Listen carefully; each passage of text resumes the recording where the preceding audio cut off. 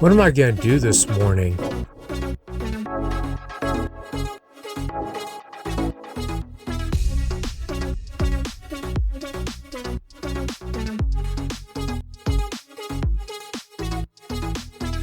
Welcome to the AP2020 Outdoors shooting range.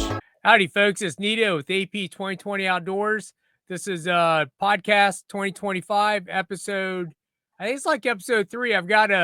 I got a regular now on the channel, Steve Davis with Hammer Bullet. Steve, how you doing, brother? I'm doing good. It's good to see you, Nito. How you been? Pretty good, man. You staying cool? You know, it hasn't been too bad here this year. Oh, that's good. It's been hot a few times, but then it always seems to cool a little bit. It's been kind of a nice summer for us. Yeah, there you go. Now we get a heat wave. You know, surprisingly, we get cold winters, but then we get hot summers. So I don't know. We just can't win, I guess. Yeah, you got all that humidity. Yeah, we get that humidity. We don't have that nice dry air like you have out west. Yeah, we get 80s or 90s right about this time of year, but it's cools down into the 60s at night. It's nice. Right, awesome. All right, so listen, Steve, we were talking yesterday, and haven't talked to you in a while. You know, hopefully your health problems are kind of behind you, right? I mean, I was actually doing some research on your back on the Hammer Time forum, and I didn't realize you were a skier. Is that how you injured it? Snow skier.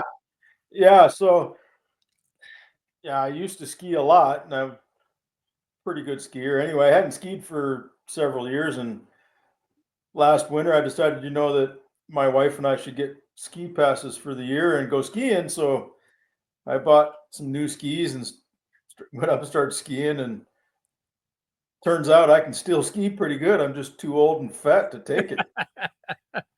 Oh man. Yeah. Everybody always says, "Did you crash?" And I'm like, "No, I was skiing the moguls, and I hit a couple bumps that bumped back, and I remember kind of going, all right, I think we're all right." A couple weeks later, I was blaming the couch for the pain I was having in my butt, and I'm thinking, well, we need to get a new couch, and then it got a little worse, and it was familiar. I'd had the same injury back in 2018. It's like, oh, I know this. And turned out I herniated a disc in the same spot. Oh, wow. So had to get it fixed. And then the long story short is it turned into 3 surgeries in a month. And I got an infection, and it was a tough go. But I feel better now. I don't know. I'm not sure if I'll ever fully recover from it, but I feel functional. Right. That's good. Well, hey, you're upright and you're walking, right? That's important. On the right side of the green grass. That's right. Yeah, I grew up snow skiing too, but we got little hills in Ohio. But I've actually, surprisingly, I've skied out west, I've skied out east, and I actually skied on a glacier in Switzerland in July, believe it or not. Yeah, cool. That was a long time ago, though. I haven't been downhill in probably, 20 years. And I used to water ski a lot too. And I tried water skiing, I think like 5 years ago. Man, I know I'm with you there, brother. It's like, man, I know there's something. They always say there's something you shouldn't do it when you reach the age of 60, And we used to water ski a lot. My wife's family they're all water skiers. Right. And so I married into that and tried to catch up with her brothers, and used to have famous wipeouts. But anyway, ever since the first back surgery, I felt kind of funny about trying to get out of the water on a rope. Right. So I just haven't ever done it again. Yeah, no, that's probably not a good thing. That's I think, of course, your wife probably, we grew up the age of where, the most we probably ever did was slalom skiing, right? Skiing on one ski. I don't know if her brothers could barefoot. Oh, we did all that stuff. Yeah. Oh, that's crazy, man. Yeah, her youngest brother was actually on a college ski team, and we got, it's old now, but at the time it was pretty new. But a professional towboat. Oh yeah. So yeah, we used to ski almost daily. Was that like a ski nautique or an American? It was probably a nautique, I'm thinking. Had the Uh, center pole in front of the inboard, in front of the engine. yeah, it was a Yep. mid-engine, but Yep. oh shoot, not a Nautique. Uh, Malibu. yeah, Malibu. Yeah, it's a Yeah, Malibu, probably. Yeah. Yeah. yeah.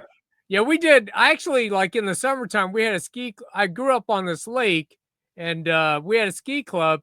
And since I was I was the smallest, of all the guys, we actually did a 6-man pyramid. Oh wow. Yeah, that's crazy. Yeah, Like you ever go to Cypress Garden? It's like crazy how yeah. they get all those people, but to actually and we're gonna nerd out here because I know you like to nerd out on engineering and math. So, what's the shortest distance between 2 points? The straight line. Right. Okay. Now, what's the next?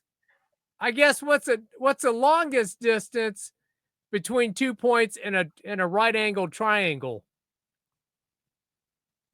It's not the The short leg, longest not the point long leg. It's a hypotenuse. right Okay, between the two legs. between 2 legs, right? So the reason why I bring a hypotenuse up, so like you can appreciate being towed behind a boat water skiing. So now imagine you've got 2 people level, right? So imagine now you have 3. You have one tier, 2 tier, and then the top tier, right? You kick off your So skis and climb up. right, right. Well, so as you climb the pyramid, your rope effectively becomes a hypotenuse of a right angled triangle. So what we used to Yeah, do, we would drive a steel, like a 1-inch stake in the beach, and then we would tie our ropes, and actually we would have to gauge our ropes, and we would practice forming the pyramid on the beach. And then, like my rope was always the longest because I was a hypotenuse. I was a hypotenuse yeah, being the top skier. So, but man, we had like we were just kids. I mean, we were like, 15, 16 years old, and we had some guy that was, was a decent coach or whatever. But we would practice. We would only get it like 1 in 5 tries because inevitably somebody would fail. Somebody would fall off, or just something yeah. would happen. But we actually hit on our first try on the for the ski show, 4th of July ski show. We nailed it. I mean, there's nothing like there's nothing like seeing 6 kids behind a boat, and the 3 bases are on 2 Yeah, skis, and then the second and third tier are on slalom skis. And like you said, you got to kick this, and then you just climb. You actually climb on top of their thighs. So yeah, yeah. that Well, the craziest thing we ever did is just see how many guys we could get out of the water at once behind the boat. oh Uh, no. we never tried climbing on anybody, but yeah, yeah. I don't remember how many we did. We did 8 or 10 skiers. We got out behind the boat in one pull. That's crazy. Now, my one buddy who's a really good skier, and the other guy's a good driver. Of course, your boat could do that. Have you ever done the 360? Now, technically, it's not the Oh, driver. all the way around the boat. Yeah, you kind of cheat because you're cracking the whip, and then the Right. driver turns in on themselves. Yeah, I think we tried doing that. I don't know if anybody ever got it done, but yeah, you can take the boat and turn it around in its track. Right, Yeah, right, yeah, and it's hard because it's hard. Like I guess they said it would have been easier for somebody like me because back then I was like 5'5", 120 pounds, right? I was nothing, and I actually got up on one of my mom and dad's, they've owned boats over the years, and they had this little like 20-foot pontoon boat with like a 60 Mariners 2-stroke on it. I actually got up skiing on that. It'd go like 15 miles an hour, and I was so small and light, I could actually, pop out of the water. So, yeah, yeah. I think I remember trying to ski around the boat, and I don't remember if we ever pulled it off.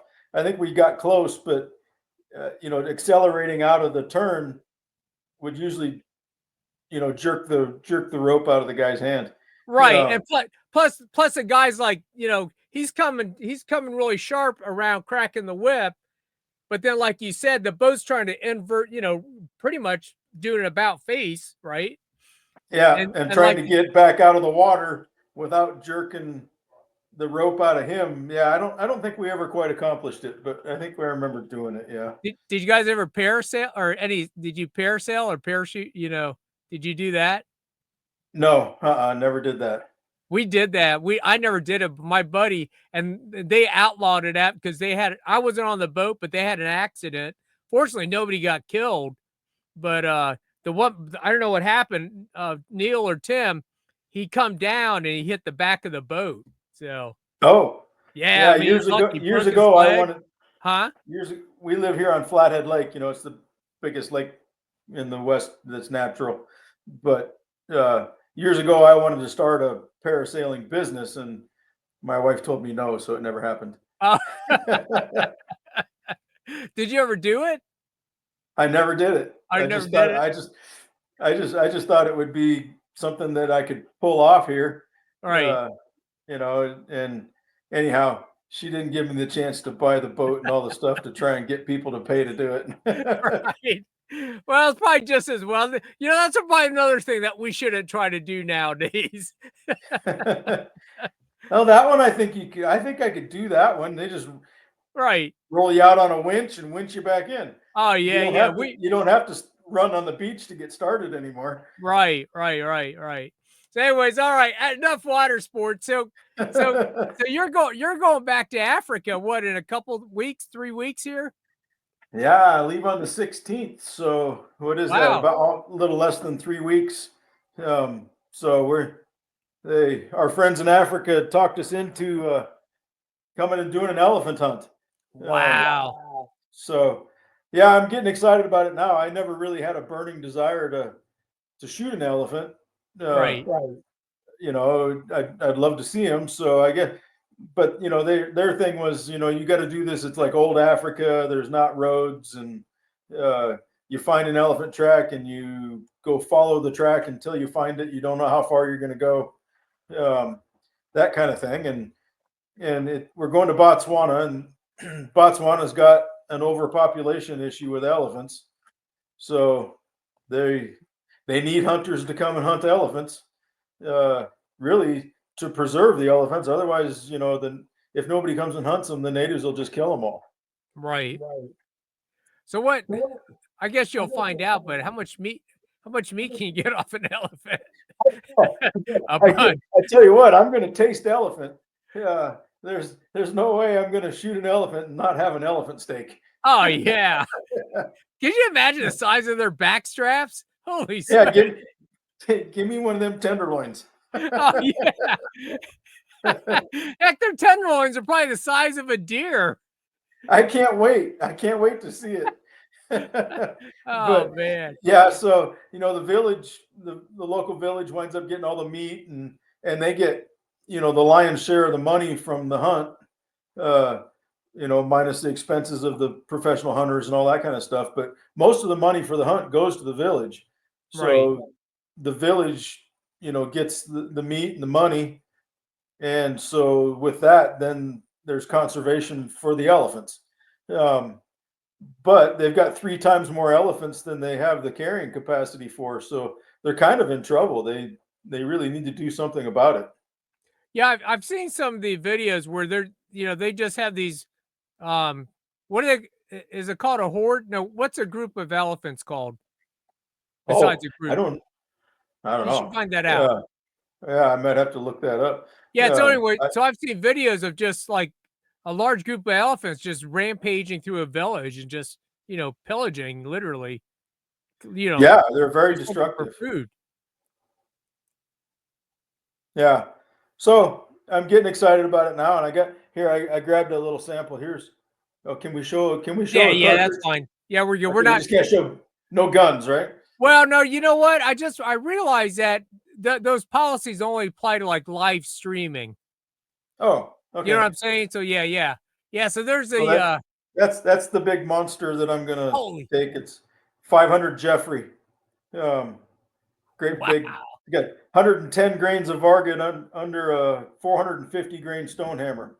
Okay. Going 2,600 feet per second. Wow. What's a kinetic energy? You know that offhand? Oh, I don't. I'm me. I'm not much of an energy guy. I'm Okay. all about penetration and Right. shock. Yeah. So So anyway, that's what we're going with. so 110 grains. So a pound of powder will get you roughly 63 loads. Yeah. Well, you know how many shots I have in the load development? 4. One. What? One shot. Dude, I'd be putting that in a lead sled, just tying a string to the trigger, man. It's so hard on the stock, though. Yeah. Oh yeah, you're right. You got And the it's a beauty. rifle? You can show No, it. I don't. I don't have it here. Not handy. Um, Okay, no worries. Okay, go no, on. So I'm sorry, I'm but interrupting you. I'm gonna shut up, but go ahead that's and start from the beginning of why you decided on this rifle and not the one you had last year. Let's talk about oh well. Last year I took Jeff. that. He Yeah, got Jeff. named Jeff Right. because Jeff kicked my ass more than once.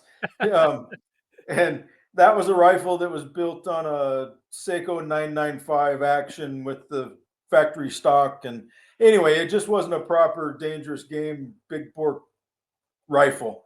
Um, Too much drop in the comb, and when I'd shoot it, I couldn't control the recoil, and it would hit me in the face with the scope, and I wound up having to put a muzzle brake on it, and I did kill my Cape Buffalo with it, but it's retired, it's gone.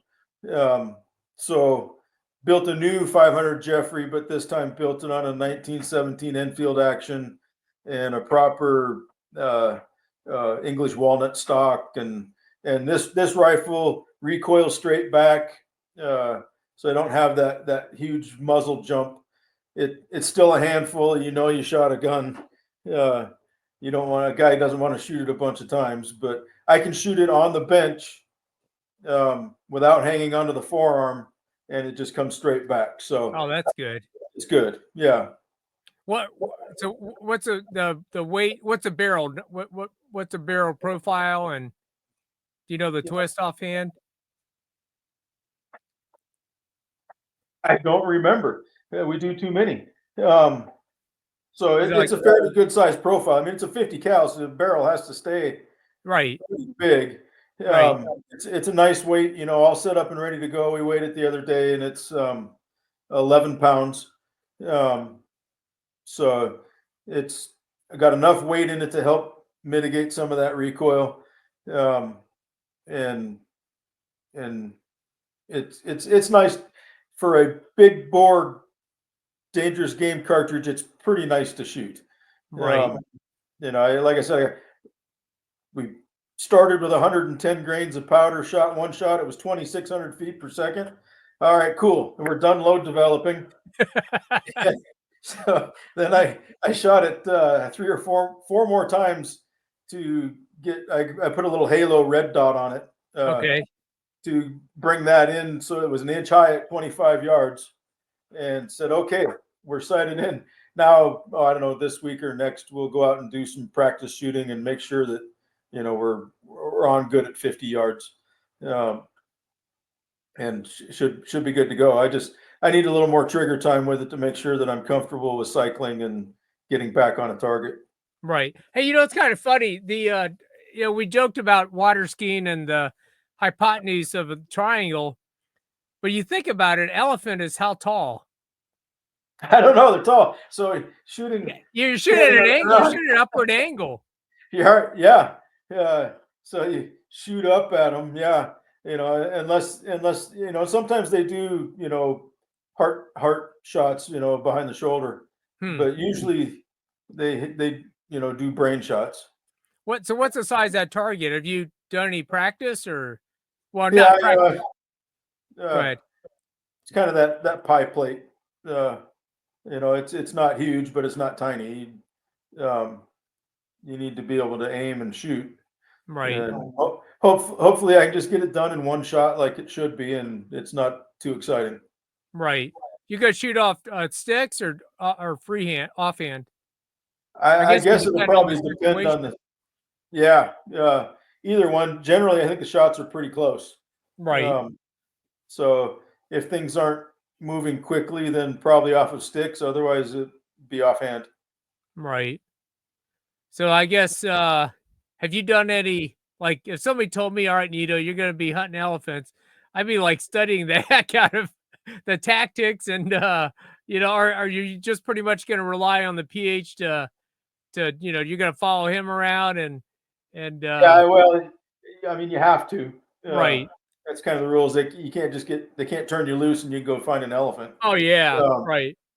and uh, we'll spend a lot of time going over where you are going to shoot that elephant. Uh, based on whatever angles it is. And of course you have that PH in your ear going, shoot here. Uh, and they're very good about being able to tell you where to aim. That's the Right. spot you want to hit. Uh, and you just listen to them and do it as they say, and it'll turn out good. So you guys, do you wear electronic ear pro so you can still talk, or what? How do you guys do all, or no ear pro? I think probably in this case, probably none. Um, and that was another reason that I was trying to get a rifle done without a muzzle brake. Oh yeah. Because that's very hard on guys, especially if something goes sideways and you got guys that are parallel. The guy that's parallel to a guy with a muzzle brake just gets tatered. Oh And yeah. and so they really don't like to have muzzle brakes, particularly on the dangerous game stuff. What about suppressors? What's that Uh, like in Africa? Is that legal or not? oh yeah, we Is it? bought it. We bought suppressors in Africa, and we leave them there. And when we get there, we screw them on and go re-zero. Um, Although I don't have a suppressor large enough for the 50 cal, but we do have one for 375 there. Oh, all right. Yeah, that 50 cal probably be, probably 18 inches long. Yeah. You know. So it, but yeah, the suppressors. I don't know how much you shoot suppressed, but I really don't want to shoot without one anymore. Yeah, no, Uh, I do. That's all, dude. I got the federal ATF. They love NFA loves me. I've got like I think 11 stamps now. It's crazy. yeah, there's a bunch of confusion about whether or not you can take them out of the country. I don't. Our our local border uh, customs says you cannot. That a Hmm, 4457 does not cover it coming back into the country. really? And if you run into the right agent, they will get you for illegal importing of a controlled product. Wow. Um, Now you're looking but federal. yeah, I've talked to some suppressor manufacturers, and they say, "Oh no, the 4457 does cover it." I'm, if it wasn't for the business and all that kind of stuff, I'd probably just do it. Uh, Right. but the last thing we need is to get brought up on charges of illegally importing a product that we actually had to start with. But Right. 'Cause um, I was curious because I really like.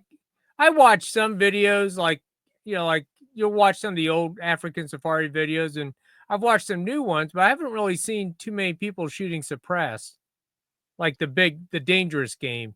You know. yeah, I see the trophy pictures, and I see quite often rifles with suppressors on them. Right. I'm guessing they're 375s. I don't. There must be some suppressors out there that can do the big ones, though. I don't know. Yeah, there are, but like just like anything else, as just being a bullet manufacturer, you know, as you go up, the area of a circle is pi r squared, and then the volume of a cylinder is just even exponentially larger, which applies to suppressors too. You go from a .375 bore to half inch. They go, what? Yeah, that's nothing. Well, that your suppressors start getting volumetrically large.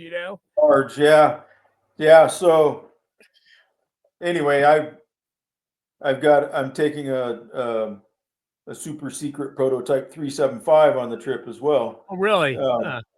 yeah, it's a relatively small gun, and I'll go use it to do some management hunts for plains game and stuff. But that one will run suppressed, so it's Right, a short 18-inch barrel. It's actually a pleasure to shoot without a suppressor. It'll be really nice with the suppressor.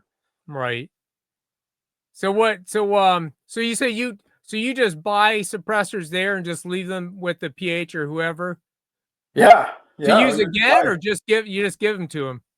No, we keep them there, and next time we go, we've got them there already. All right, perfect. Yeah. So I think we just got two more for the bigger cartridges up to the 375. So I think now we have seven suppressors there. Right. But you can buy a top of the line suppressor there over the counter for $300. Yeah, I heard they're pretty cheap. Yeah, and you just walk in and walk out with it. Right. Yeah, it's kind of funny, our laws here in the U.S. versus, Europe and Africa and, Australia, all those other. Well, I can't say Australia, but Europe, Australia's Africa. way It's no all suppressors encouraged. in Australia. What's that? Yeah, Australia is absolutely no suppressors. Yeah, no. Hell, there's no guns actually, right? That's tough. I mean, when we went, they wouldn't let us bring our guns. Right. It was kind of a mess, and Africa's no problem bringing our own stuff. It's pretty tough for the folks in Africa that live there to buy a gun. Right. They can buy suppressors, but they have a hard time getting guns. Right. So, yeah. So how many people do you got on this trip? What's your entourage? My group is 4 guys. Just 4. Just 4 in my group. So we'll be split into 2 groups of 2 for the elephant hunt. So 2 on 1 with PH. Wow. So you gonna get it mounted? Get a full body mount. No. Even a head mount. Wonder what a head mount costs. I bet that's a couple, $3. I don't know, but where are you going to put it? I don't have. Yeah, I true. don't have that kind of space. I mean, we could probably hang it out in the machine shop, but it'd get all oily. Right. Right. But no, I think I want the tusks. So the tusks are exportable. Oh, all right. I was gonna ask you about. So what's because years ago that's how they pretty much eliminated the illegal trade, was that they made ivory. I forget what the laws were. You probably are more learned on them, so kind of educate us on how it's dealt with now with the ivory. I'm not exactly sure. There's something to do with the weight, and wear. But this hunt that we're going on is exportable up to X number of pounds. Okay. So we're shooting management animals, so they're not big trophy bulls. Right. And so they're smaller. But in my understanding is it's still expensive to get it home. But I'd rather not have a replica. I'd really like to have the real thing. Right. Other than that, I don't. The elephant foot coffee table, those things, I'm not interested. It doesn't seems weird. Yeah. I've thought about maybe getting an ear done. Not like a piece of leather, but so that it's got some shape to it, like it would be naturally, and have that on the wall. Right. That sounds kind of cool. Otherwise, I think I might get some leather, maybe get some boots made, and some stuff like that. Yeah, that'd be cool. That'd be cool. So what other game are you going after besides elephant? So you go plains game? Yeah. So for me, plains game will just be management animals, except trophy kudu is always on the list because they're just the coolest animal ever. Right. Otherwise, I want to shoot some smaller stuff with that 375 and work up. And I'm thinking maybe you might shoot another giraffe with it. See if we can get it on film. It'd be a good promotional film for the cartridge when it launches. Yeah, for sure. What's the so did you get any video of the last, how many safaris now have you been on? Does this be number 3? No, this is number 6. Oh, number 6. Okay. Yeah. So have you gotten video with all 6, or has that been like a process? Yeah, the very first time we got quite a bit of video. We had a crew there, and since then it's been some just some short, more amateur type video. Right. I think one of the guys that I'll be hunting with for the elephant. He's all prepared to bring his GoPro and GoPro the hunt and stuff like that. And I'm like, yeah, I'm all for it. Do it. We'll post it all over the place. It'll bring attention. Oh Some yeah. people get pretty wound up about it. Oh, that's awesome for sure. Yeah, I tell you what, Steve, I'm officially retiring in 2 years, so I thought you were already retired. now I'm semi-retired. I just work Friday, Saturday, Sunday, so Oh, okay. I'll be sick. I thought you retired and couldn't find anything to do, so you started 2020 Outdoors. Yeah. I actually started that because my wife she was getting mad at all the money I was spending on guns. You know how that goes. Yeah, now you have to buy them in order to run the show, right? Yeah, yeah. So anyways, that's all right. No, I tell you what, I do want to start. I did a video today. I've been doing a series of videos on these 7mm backcountry. And man, Yeah, that's on my bucket list. I'm gonna bug you in a couple years. I want to come out and hunt out west. okay. So I'm gonna bug you about that in a couple years. That's on my Yeah, bucket list. At least at the minimum I want to kill a mule deer and maybe an elk. yeah. Well, So, the backcountry is one that I want to play with, but so far I can't find a way for us to be able to load our own with it. no, it's I've talked with some people on the inside, and it's they're still trying to work some things out. I really can't talk, too much in depth, but as a layperson and as an engineer, you can understand the challenge. The challenge of, if they could figure it out. I mean, think about it, Steve. The progression of modern cartridges, from black powder to smokeless powder to to better steel to better alloys, to go from, you know, um 30,000, 35,000 psi in a the first smokeless cartridges, up to 50,000, and then now the magnums are what, 62, 65,000 psi, to go to a 7mm backcountry, which is 80,000 plus. That's It's the something next else. frontier. Oh yeah, I mean, Steve, I was shooting today. I was shooting a Federal had sent me some 195 grain Berger Elite Hunter, right? 284, 195 grain bullet, 20-inch barrel, 2,890 feet per second. Yeah, Out of a 20-inch barrel. that's getting it done. You know what I'm saying? Yeah, That's insane.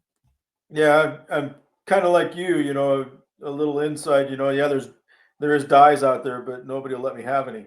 Um, and they're like, yeah, no, not a chance. We're not letting anybody have a set of dies. Right, And so Weatherby's working with the cartridge. And of course we work with Weatherby, right, and there's going to be Weatherby ammunition with hammers in it for the backcountry. So I could go, I could get a rifle from Weatherby and shoot the ammo and go hunt with it.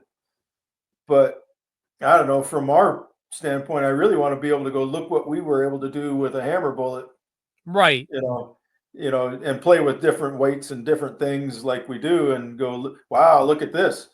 But right now, I think they're just afraid that somebody will wind up pushing it so far with pressure that they just, catastrophic failures.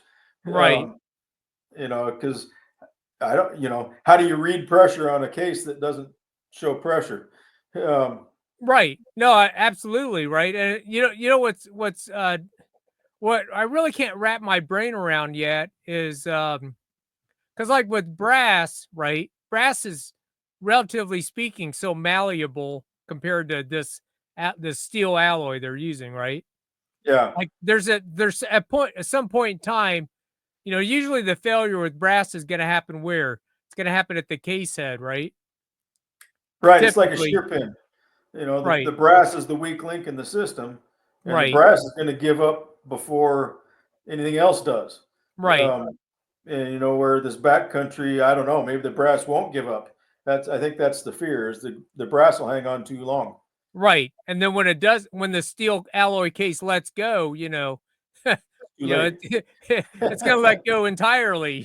You pretty Right. much got a grenade now with with the hard steel as your Yeah. shrapnel. So Yeah. yeah, I mean that's a good point. I mean, it's you know, maybe 50 years from now, of course I'll be gone and we'll all be gone, but you know, they'll figure out something, I'm sure, but it's just like Yeah. anything else. It's a progression, right? It's I don't It's know if it's new. right. I You mean, know, could you imagine what you could get some of your hammer bullets doing? I mean, I don't know what um Weatherby's doing. I'm sure they've got some, some crazy velocities with some of yeah, the hammer bullets. I haven't heard what they've developed yet other than it's happening. So I don't know what they've got going on for sure. Right, right. Well, maybe I'll try to. I've got a buddy at Weatherby. Maybe I need to maybe tap into him, see what he's got going on. I don't know um what the time frame is when they're trying to get something out, but I've got the rifle. I tell you what, Steve, the factory loads I've shot, they've all shot sub MOA, and they've all it's weird. The four different bullet loads all shoot to the same point of impact within an inch at 100 yards, which just blows me away. I don't know how that, Bullets. Yeah. huh? All different kinds of bullets that you've Yeah, all tried. different kinds of bullets, different weights, different profiles, so I don't know. It's crazy. But yeah, Yeah. that's that yeah, we'll see. We'll see what happens. I mean, you could speculate. I mean, think, you know, why stop at 284, right? You can go down to Oh yeah, I just 223. I think it's gonna, assuming it catches on, I think it's gonna cover the gamut. To me, it's pretty exciting. I'm not sure where the hand loader falls in with it. If we will, I assume someday we will. Right. Because we know your hammer bullet can take it, right? Yeah, I'm not so far. Yeah, so far we haven't found too much twist or anything. Um, so yeah, they like to be driven. But yeah, like I said, I think higher pressure is the new frontier. We've pretty well topped out what we have Right. and what can be done with it. Right. Um, Well, the other advantage too is, I mean, what, to get that bullet, 195 grain bullet going, nearly 2,900 feet per second at a 7 PRC. I mean, you're probably looking at least a 26-inch barrel, right? I'm thinking, you know, yeah, and that right. which is Yeah, crazy. I mean, that's a 6-inch barrel difference length. yeah, yeah. It, yeah. I think it's just cool. Guy can carry a smaller package and you know perform magnum type performance out of what would be normally say a short action cartridge. Um, Right. your 7M MO8 will wind up you know running like a 7 mag. Oh yeah, but in a short action. Right. So that's cool. Hey, so we're gonna segue. So um I've got I'm pretty happy. I posted on Hammer Time Talk Forum today. I was kind of surprised who actually developed the 17 Fireball load data. Do you know that? Did you or Oh, did somebody? for yeah, our guy Ed is the guy that does our work with the load data. Okay, Ed did. Awesome, awesome. Yeah, outdoor adventure. Yeah, Um, yeah, Ed, yeah, Ed yeah. Whipple. Is it Adventures or something? I forget. Yeah, It's outdoor adventure. Yeah. Adventure. That's right, right, right. I couldn't get Nito tied into that some way, so I just I stuck with AP 2020. But yeah, that's cool. That's um I'm pretty excited to see what see what the so explain to me and to help our viewers. So what is it, Dead blow. the Uh, dead what is it? the dead blow hammers The and dead the blow hammer hunters. and the hammer So hunter. So what's the right, difference? deeper hollow point, more shed weight. Uh, Okay. so the dead blow is designed to not retain as much weight. It's a hollow point that runs, uh, you know, halfway down into the bearing surface, where the same bullet hammer hunter, the hollow point runs just to the shoulder, so only the nose will shed. All right. Um, so it's going to be, you know, more explosive, and less penetration, because you won't have that much retained shank. So I'll probably use those on groundhogs, and then I'm going to try to use the other one on a coyote. I'll shoot it in the jail. I'm just curious to see what, I'm probably going to be pushing them around. Well, it's hard telling because I was looking at 25 grain data, but the 18 and 19 and a 20-inch barrel, they should be over 3,800. I'm thinking maybe easily, Yeah, probably. I've only ever run them in a um, Hornet, uh, Okay. and the little 18 grainers in the Hornet run about 38. Oh, really? Okay. Heck, maybe I should get 14 then, or 4,000 then. Yeah, the Fireball's a little bigger cartridge. I'm not familiar with it. Yeah, it's like it's a legitimized commercial Mach 4. The Okay, 17 Mach. It's based on the 221 Fireball, which is based on the 222 Remington. gotcha. Yeah, no, So it should be fun. Um, I mean, a few years ago, I took the 17 Hornet to Africa and I shot impala with it. Um, really? yeah, No uh, kidding. with with the 21 grain hammer hunter, it was it was fairly impressive.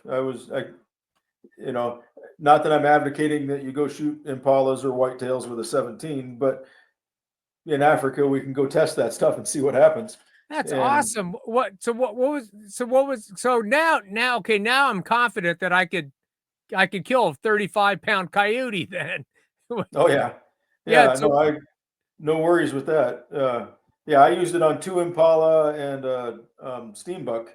what were their size? What was their weight and what was the distance in the shot placement? So the impala are about like a whitetail, especially the ones that are out east. They're 150 pound animal. That's a good size Um, animal. and I shot two of them, both frontal. Um, both of them, the one I shot frontal, he had a bush in the front of him, so it was more in the front of the throat. So it broke his neck. So that one, he just dropped right there. Right. The other one was right in the center of the chest, and he just ran around in a circle, unbelievably throwing blood all over the place out of a little Huh. 17 hole. Uh, Right. yeah, it was pretty impressive, and that little bullet went all the way back to his small intestines. No Um, kidding. yeah, uh, and I shot the little steam buck. That they're little. They're 20 or 30 pounds. Um, and I shot a porcupine with it. Hmm. Um, but yeah, no, I worked great. Well, that's encouraging. Good, good. Because yeah, you read stuff on the internet and you don't know what to believe, and things I've read is like, oh no, don't shoot a coyote. Well, of course, these guys are trying to use 20 grain V maxes, which is a totally different bullet compared to a hammer, completely. You Yeah, know, so we get the penetration that those traditional varmint bullets don't, because they just come apart. right? Um, so yeah, no, you'll have very good success, and I think that dead blow will hang on to enough to do very well on a coyote as well. Awesome. That's encouraging. All right. Well, listen, Steve, you got anything else going on? Anything else you want to talk about? No, kind of coming up on the short time list for this trip now. It's Right. here. So yeah, I got a couple weeks to kind of get my stuff in a row, and Did you row hey, today? I did. Yes. Today was day number 2 on the rowing machine. Do I look thinner?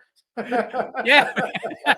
Yeah. Well, I was gonna ask you. I was gonna you said it was like an L. It was a lumbar, right?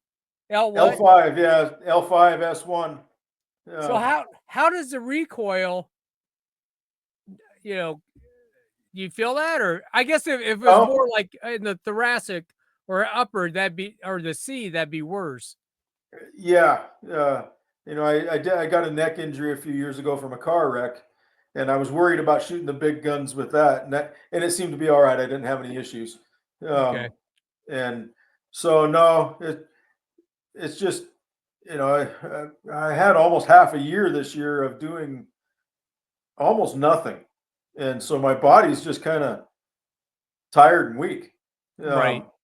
Um, and so yeah, I've got on the rowing machine now 2 mornings in a row, and made my 6 minutes. I did a little more rowing in 6 minutes this morning than I did yesterday morning. Right. So we'll just keep building up. I kind of feel like I'm in that use it or lose it stage, and I got to figure out how to use it. What's your elevation there? About 3,000 feet or so. Oh yeah, and what's that at in Africa? It's like sea level, isn't it, or not? No, it's high. Is it high? Yeah, South Africa, the Limpopo, I think is around 5,000 or so. Oh, okay, Um, because that was my only other concern is that, I mean, you've been in the mountains, the term sucking air, yeah, yeah, right? yeah, yeah. No, I've been up really high, and it just feels like you can't get any air. Yeah, because Yeah, there's no oxygen for every breath. right. Even back when I was in good shape, and hiking, it's like, man, I just can't seem to get air. Right. It's kind of a weird feeling. Yeah, you're Um, just stuck in air. That's what they call it. yeah. So anyhow, I'm, the where physically where I'm at right now, I get sore and tired. Right. I go mow the lawn and I'm kind of shot. Uh, Right. and it's kind of like, oh, geez, the stuff I had planned to do after I was done with that aren't going to happen. Yeah. Honey, I'm just gonna sit in lazy boy and drink a couple beers. Oh yeah, it's just like good night. I just feel like I get crippled, and Right. anyhow, hopefully it gets better. Hopefully I'm not, you know, not that guy that's going to drag a leg forever. And I'm not Yeah. dragging a leg. I can walk, I start doing stuff where I'm getting up and getting down and bending, and the next thing you know, my muscles are getting real tight and it hurts, Right. and I've got to go stop and let them come back down. Right. Well, I think, I think honestly the excitement of the trip's gonna help. I haven't taken any pain meds since for quite a while, for a couple months. That's good. Um, I'll bring some with me though. I don't want to be the guy that's like, man, I just can't get going. I got to stay at camp today. Right. Um, Right. we'll bring some painkillers if I need them. All right. Well, listen, Steve, man, always great to see you and talk to you. Good luck, and I'll be looking for your adventures on Hammer Time Talk Forum for sure. Yeah, and I'll try and do a good job on this trip of giving um, a daily brief out there. Okay, this is what happened yesterday. Right. That's always fun, and I think guys like to see it. So I'll try. It's hard for me to do because you get involved in the moment, and the last thing you want to do is go post. Yeah, Um, no, you're but absolutely right. I mean, that's tough, trying to keep up with social media when you're trying to, you know, that's like a hunt of a lifetime. Seriously, yeah, literally, I you just know. get up a half an hour early in the morning before everybody else and sit down and get it out, Right. and that way it's done. So yeah, the last couple trips I was able to do that, and it was fun, and that way I'm not trying to tell a story after I get back. I've told it as it happened, and Right. people can kind of follow along. Um, but yeah, looking forward to your 17 project. Uh, that's going to be fun. You got the two bullets to run side by side, the Dead Blow and the Hammer Hunter. Awesome. Um, yeah, I'm looking forward to your results. Sounds good. Yeah, I think the barrel's gonna be like 3 to 4 weeks. So gonna order it this Friday and then start, I'll start reloading now, just put some loads together. I did end up getting a Lee factory crimp die, for that little 17. Okay. So Yeah, a lot of guys tune the hammer loads with the crimp, uh, right, and I don't generally do it, but you can't deny the success. right, Guys will work up to a little bit of pressure and then start adding crimp and tuning the load that way, and then it seems to work very well. right. So, yeah. So we'll have to get together again, maybe the beginning of October. Uh, I've got a big elk hunt coming up. I drew one of the breaks tags in Montana, which are hard to get. Oh So, man, awesome. and my son-in-law drew it too. So that's going to be a pretty good adventure. Awesome. Yeah, keep me pumped. Like I said, in 2 years, man, 2027. I'll be knocking on your door. Hey, Steve, man. You know, I will, you know, I'm always, you know, it, I hate to take people and make them think that somehow if they go hunt with me, it's going to be great. Right, Because I'm just a local guy that we go out and hunt, but our success isn't any greater than anybody else's. right. Um, and in fact, this elk hunt that we're going on, we're going to use a service over there in the breaks. Um, so we got my son-in-law and I each drew a bull tag, and then in our group we've got 7 more cow tags. Oh, Um, okay. so we got a guy that we know over there, and we called him up and said, "Hey, look, we got 8. I think we got eight elk tags all together. Do you want to take us?" He's like, "Yep, I can work it out." So That's uh, awesome. yeah, so we're all going to go hunt with him, between October and November. All right, Steve. Well, listen, man, safe travels.